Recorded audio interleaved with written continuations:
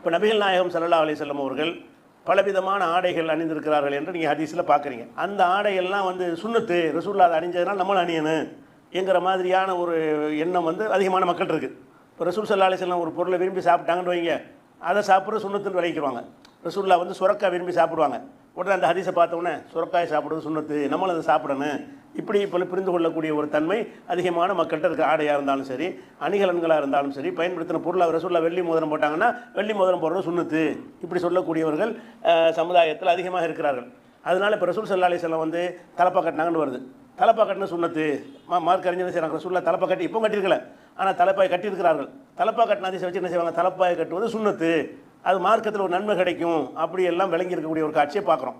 அதனால் இதுக்கு ஒரு பொதுவான ஒரு இஸ்லாத்தில் ஒரு விதி இருக்குது. அந்த விதியை நீங்கள் தெளிவாக விளங்கிட்டீங்கன்னு சொன்னால் இதெல்லாம் எப்படி புரிஞ்சிக்கிறதுங்கிற ஒரு எளிதாயிரும். என்ன விதி என்று கேட்டால், நபிகள் நாயகம் ஸல்லல்லாஹு அலைஹி வஸல்லம் அவங்களுடைய செயல்களை வந்து ரெண்டு வகையாக இஸ்லாம் வந்து பிரிக்குது. நபி என்கிற முறையில் அவங்க செஞ்சது, நபின்னு இல்லாமல் மனிதராக அவங்க செஞ்சது.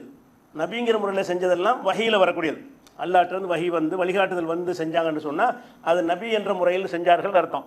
நபிங்கிற முறை இல்லாமல் ஊர் வழக்கப்படி சிலது செஞ்சுருப்பாங்க. அதை வித்தியாசப்படுத்தி நம்ம என்ன செய்யணும், அறிஞ்சிடணும். ஊர் வழக்கப்படி செஞ்ச எந்த ஒன்றும் மார்க்கத்தில் சேராது. இப்போ நபிகள் நாயகம் ஸல்லல்லாஹு அலைஹி வஸல்லம் வஹீயில் இப்போ தொழுகையெல்லாம் இதில் உள்ளது, வஹீயில் உள்ளது. அப்போ தொழுகை செஞ்சாங்கன்னா அது அப்படியே நம்ம ஃபாலோ பண்ணணும். அவங்க வந்து ஒட்டகத்தில் ஏறி போனாங்க, அது வஹீயில் உள்ளதா? அது வஹீ இல்லை. இறை தூதருங்கிற முறையில் ஒட்டகத்தில் போனாங்க இல்லை. ஏன்னா இறை தூதர் ஆகுறதுக்கு முன்னாடி போனாங்க, 40 வயசுக்கு முன்னாடி ஒட்டகத்தில் போயிருக்கிறாங்க. நபிகள் நாயகம் ஸல்லல்லாஹு அலைஹி வஸல்லம் மட்டும் போல எதிரிகள் தான் போனான்.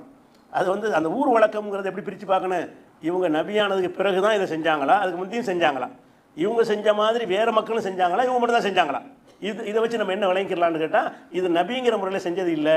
அவங்க நபியை ஆவாட்டாலும் ஒட்டகத்தில் தானே போயிருப்பாங்க. நபியை நியமிக்கப்படலைன்னு வைங்க, கோதுமை ரொட்டி தான் சாப்பிடுவாங்க. ஏன், அதான் அங்கே கிடைக்கும். அந்த ஊரில் என்ன வழக்கமோ கோதுமை ரொட்டி ரசூலுல்லாஹ் சாப்பிட்டுருக்கிறார்கள், அதனால் கோதுமை ரொட்டி சாப்பிட்ற சொன்னது சொல்லக்கூடாது. கோதுமை ரொட்டி சாப்பிட்ட காரணம் வந்து அதான் அங்கே கிடைச்சதுனால. இப்போ நம்ம காலத்தில் இங்கே எந்த பிரியாணி கூட சாப்பிட்ருப்பாங்க, நம்ம இருக்கிற பகுதியில் அவங்க இருந்தாங்கன்னு சொன்னால் நம்ம சாப்பிட்ற உணவு அவங்க சாப்பிட்ருப்பாங்க. அப்போ உணவு சாப்பிடுவதை வந்து வஹீல வந்து இதை சாப்பிடுறது நல்லது என்று அல்லாஹ் சொல்லி அவங்க செஞ்சாங்கன்றா தான் அது மார்க்கமாகும்.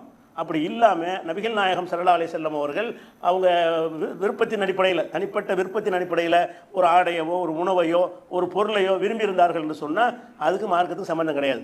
அது அனுமதிக்கப்பட்டது என்கிற அளவில் மட்டும்தான் அது வரமே தவிர அதை சுன்னத்து என்று சொல்வதோ அதனால் நன்மை கிடைக்கும் என்று சொல்வதோ இஸ்லாத்தில் கிடையாது.